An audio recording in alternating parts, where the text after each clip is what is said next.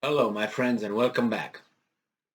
I have been advised by friends and during my personal research to open accounts on Rumble and other platforms. And I looked over my ability to spread the word on those platforms, and it's not really a big deal. YouTube, with its uh, it still allows you to reach the most people that you can uh, compare with any other platform. Unfortunately, we can do here as much as we are allowed to, and unfortunately, some other ones are allowed to do more. And those who are allowed to do more on mainstream mass media, for instance, and corporate media, they are telling a different story. And it's like fighting a fight with the hand or the arm behind your back.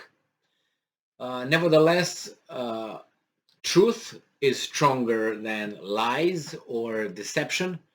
So I'm pretty sure that we will, or we, I don't want to say we, but the truth will win in the end, will become victorious. So this article that I have here in today's video is coming from Ukrainska Pravda that can definitely say whatever they want to say and they will be published. But if we say something here that contradicts what Ukrainska Pravda says,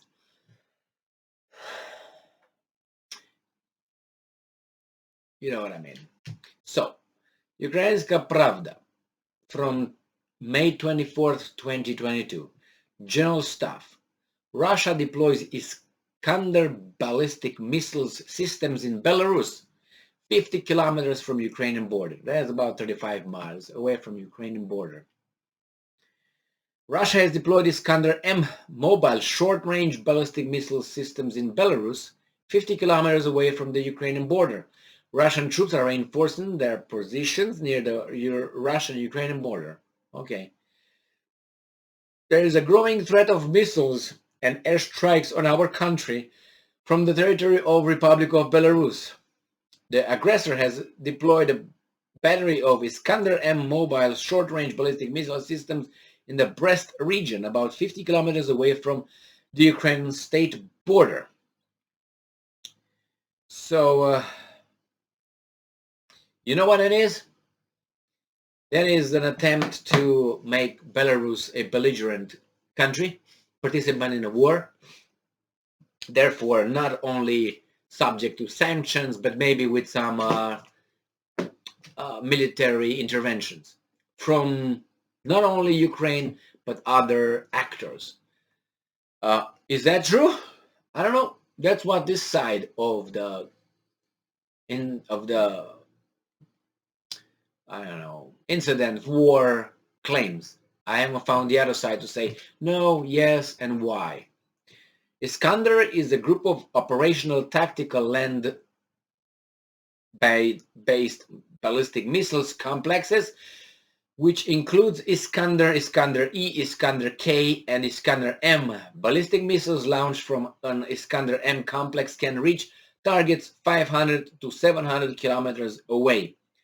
Self-declared President of the Republic Belarus, Alexander Lukashenko, claims that Belarus is not involved as an aggressor in the Russian war with Ukraine, despite the fact that since the beginning of the war, convoys of Russian military equipment have been entering Ukraine from Belarusian territory, and the Russian continues to launch missiles on Ukraine from Belarus. It's a very tricky situation. I have another article where I actually going to use it here.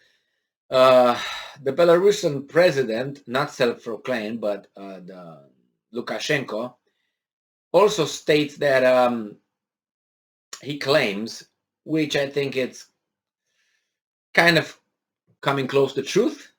From Reuters from May 23rd, 2022, it says Lukashenko accuses Poland and the NATO of plotting to partition Ukraine.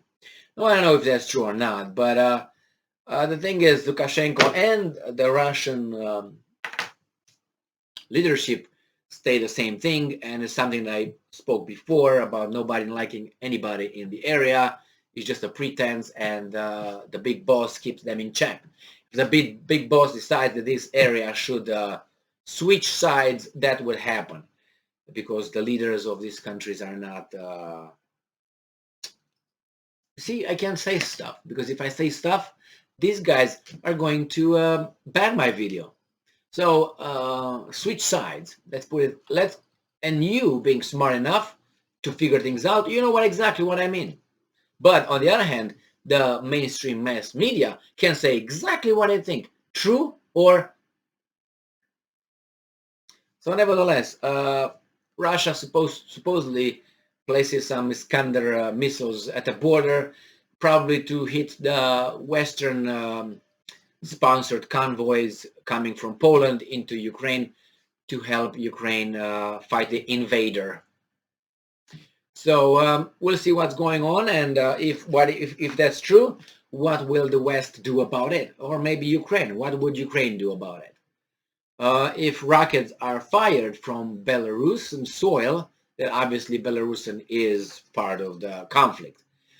If Belarus just provides territory so the Russian armies could go around, then I don't know about that, because if we consider that as being a participant, then you would definitely consider Poland as participant, who allows convoys of arms crossing their territory towards Ukraine. So I don't know, it's close, it's not the same thing, I know that. Invading a country from a territory or providing ammunition from a territory, it's a different thing. But still, it's at the border of being participant. Well, we'll see. I assume that these Iskander-M are used to, as I said, hit the convoys coming from Poland, which is a neutral country, and see what's going to happen. I don't know if the Russians are going to use those Iskander missiles to hit the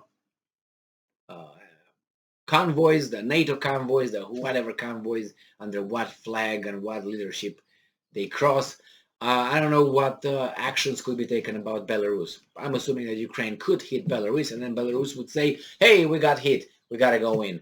But I don't think Belarus is with its military, is a big asset for the Russians. I think it's going to be a liability. So they should just keep it the way they are and allow the Russians to use that. That would be the best bet for the Belarusians.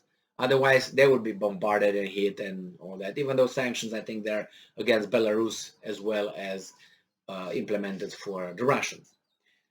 Thank you very much for being with me again today. Stay strong, stay smart, look for the truth, and be just. See ya.